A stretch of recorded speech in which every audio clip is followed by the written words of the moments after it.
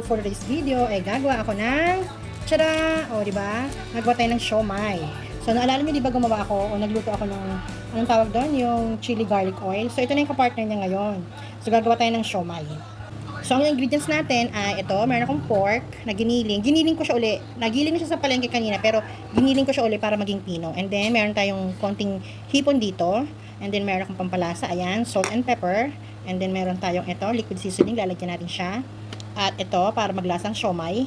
Yan kasi yung karaniwang nakikita ko sa mga napapanood kong gumagawa ng siomai. Naglalagay sila ng sesame oil. Tapos, maglalagay din ako ng konting sugar. Tapos, ito, nakikita nyo ba to? Naggiling ako, tinadtad ko yung carrots kasi gagawin ko dalawang version ng siomai. Yung isa hahaluan ko ng ang tawag dito hipon, yung isa pork lang. So tara guys, start na tayo magluto. So ano guys, ay hahatiin ko muna ito ating giniling. Sa dalawa. Konti lang naman kasi titikman lang natin yung masarap naman chili garlic oil ko, pero gusto ko siyang malasahan pag may kasamang siomai. So ayan, ito yung sa lalagyan natin ng hipon. Konti lang kasi lalagyan pa naman ng hipon. At ito naman yung ating pork siomai. Okay? So, imimix-mix lang natin yan, ha? Lagyan natin ng konting pepper. Tapos, konting salt. Tansya-tansya lang, guys, ha? Haluin muna natin. Wait nga lang. So, yan, guys. Naglagay ako ng plastic gloves para mas madali siyang haluin. So, ayan. Kasi, oh, tingnan nyo yung pepper, diba? Nasa isang kumpul lang. So, kailangan mamix natin together yan. Tapos, lagyan natin ng sugar. Konti lang din. Kasi, baka tumamis naman. Ayan. And then, konting tak-tak. Siguro mga 5 hanggang 6 na tak-tak.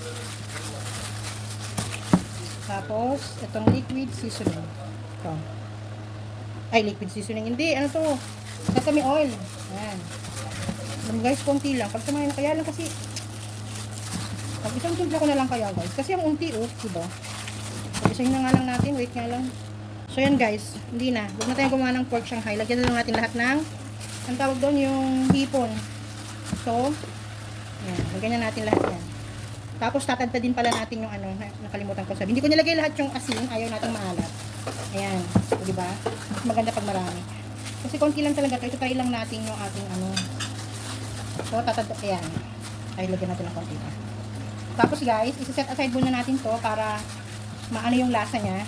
At habang naka-set aside 'to, tatadta rin natin yung ating hipon. Ayan, ganyan muna siya. Hindi ako maglalagay ng harina or kahit ano pa, ganyan lang siya. Since pambahay lang naman siya, hindi naman siya pang business, diba? Pero sa mga pang business kasi naglalagay sila ng extender. So yan guys. So ito guys, tatadarin na natin yung ating hipon. Yan. Konti lang naman siya. O nakita na naman yung sangkalan ko, malinis siya na. Ganyan talaga sadyang ganyan ang kulay niya, no? Kaya ano dyan. So tadarin na natin guys. Ganyan lang natin, oh. Kasi konti lang naman siya. Alang gamitan ko pa siya ng food processor, diba? So ayan.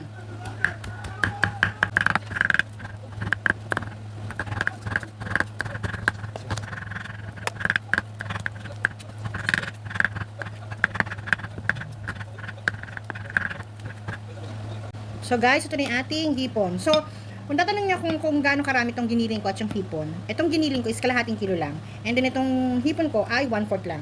So ayan, isasama na natin yan dyan. Ayan.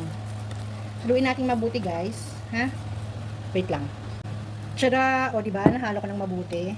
So ayan, medyo sticky siya. So ganito yung gusto kong texture talaga. So depende tayo kung paano gusto nyo. So first time ko lang magluto ng ganito pala, ha? So ayan, ibalot na natin siya sa molo wrapper.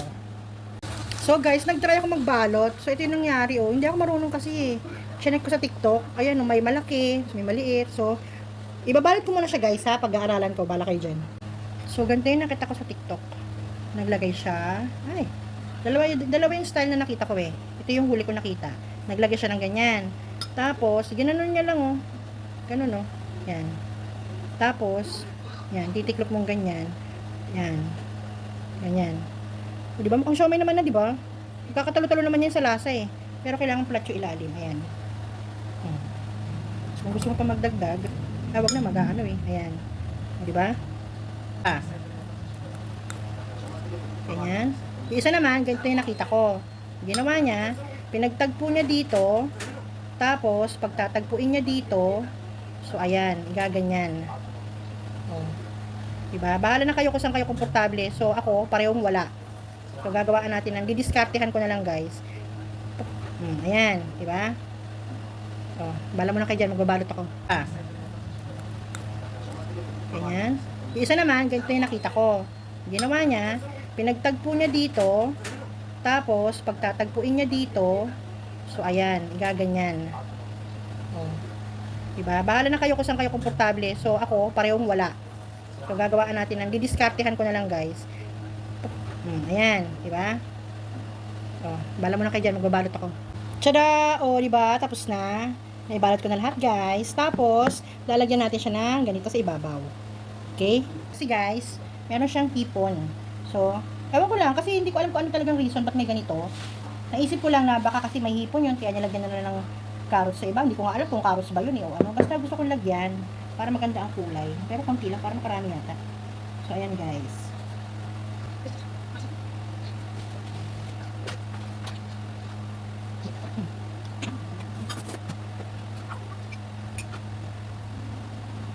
Tada! O, di ba ang ganda? Ang dami. Tada! O, di ba? Ito na yung siomai natin. So, lulutuin natin siya, guys. Nakapagpakulo na ako ng tubig doon. So, ilalagay na natin itong ating siomai. So, yan, guys. Pasensya na sa steamer ko. Nakupi na. Yan. Lagay na natin yung ating siomai.